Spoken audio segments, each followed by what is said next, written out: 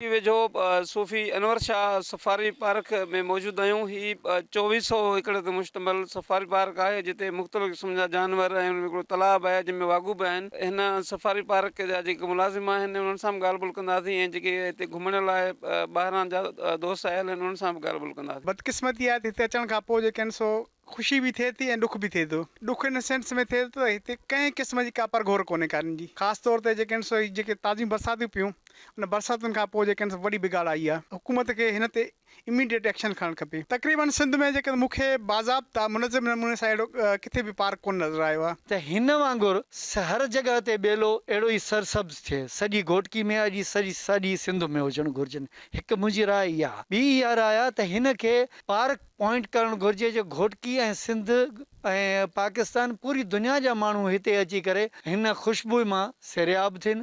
ऐं हिते जेके जानवर अॼु मूं नवां ॾिठा जानवर, उहे जानवर सिर्फ़ु ई टेलीविज़न ते ॾिठासीं पर हिते अखियुनि सां ॾिठासीं। नील हिन मोर तितर घोड़ा ऐं वाघूं वग़ैरह ॿिया जंगली जानवर बि आहिनि। हिते गश्त कंदा आहिनि, जानवरनि जो बि ख़्यालु कंदा आहिनि। हिते तक़रीबन 2 ते तादाद आहे जानवरनि जो। जी 4 मुलाज़िम आहिनि। जी इलाही माण्हू ईंदा आहिनि, सखर खां ईंदा आहिनि, आउट ऑफ कंट्री बि ईंदा आहिनि हिते।